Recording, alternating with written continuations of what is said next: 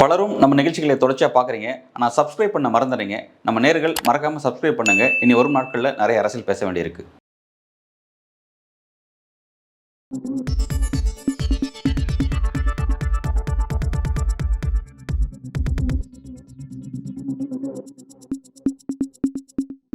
News focus Tamil நேயர்களுக்கு வணக்கம். ஊழலை ஒழிக்க உருவாக்கப்பட்ட அமைப்பான லோக்பால் அமைப்பு BMW கார்கள் வாங்க டெண்டர் விட்டிருப்பது தேசிய அரசியலில் ஒரு சர்ச்சை ஏற்படுத்தியிருக்கு. இந்தியாவில் பிரதமர், முன்னாள் பிரதமர், மத்திய அமைச்சர்கள், எம்பிக்கள் மீதான ஊழல் புகார்கள் வந்தால் அதை விசாரிக்கிறதுக்கு உருவாக்கப்பட்ட ஒரு சுதந்திரமான அமைப்பு தான் இந்த லோக்பால். இதில் ஓய்வு பெற்ற உச்சநீதிமன்ற நீதிபதி தலைமையில் ஒரு 6 பேரை கொண்ட குழு இருப்பாங்க. மொத்தமாக இது 7 மெம்பர்ஸோட இது ஒரு ஊழலை விசாரிக்கிறதுக்காக உருவாக்கப்பட்ட ஒரு சுதந்திரமான அமைப்பு. இதோட முக்கியமான வேலையை பார்த்தீங்கன்னா இந்த ஊழலை விசாரித்து அதில் நடவடிக்கை எடுக்கிறது தான். இந்த ஒரு சூழலை தான் இந்த லோக்பால் சார்பாக கடந்த அக்டோபர் 16ஆம் தேதி ஒரு டெண்டர் விடப்படுது.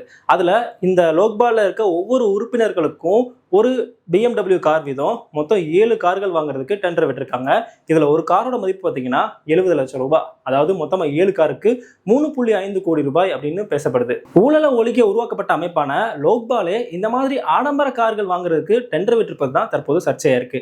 இது தொடர்பாக காங்கிரஸ் மூத்த தலைவர் அபிஷேக் மனு சிங்வி என்ன சொல்றாருன்னா, இந்த லோக்பால் அமைப்போட முக்கிய நோக்கமே பார்த்தீங்கன்னா ஊழலை ஒழிக்கிறது தான். ஆனால் இப்போ இந்த லோக்பால் அமைப்போட நோக்கமா BMW கார்கள் வாங்குறது தான் இருக்குது அப்படின்ற மாதிரி விமர்சனத்தை முன் வச்சிருக்காரு. தொடர்ந்து அவர் இந்த லோக்பால் அமைப்புக்கு இதுவரைக்கும் 8703 புகார்கள் வந்திருப்பதாகவும் அதுல வெறும் 24 வழக்குகள் மட்டும்தான் விசாரிக்கப்பட்டிருக்கு.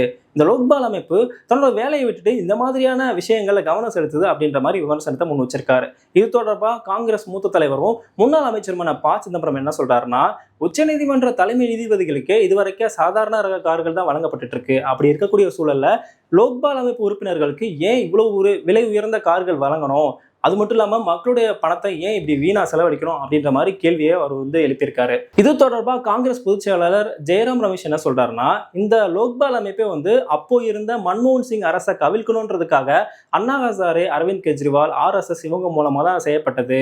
இப்போ இந்த லோக்பாலோட செயல்பாடு எப்படி இருக்குன்றது மக்கள் கண்முன்னாடியே தெரியுது. இதுவரைக்கும் இவங்க எத்தனை வழக்குகள் பதிவு செஞ்சாங்க, யாரெல்லாம் கைது செஞ்சாங்கன்ற கேள்விகளை இனிமே நம்ம கேட்கணும் அப்படின்ற மாதிரி அவரும் பேசியிருந்தாரு.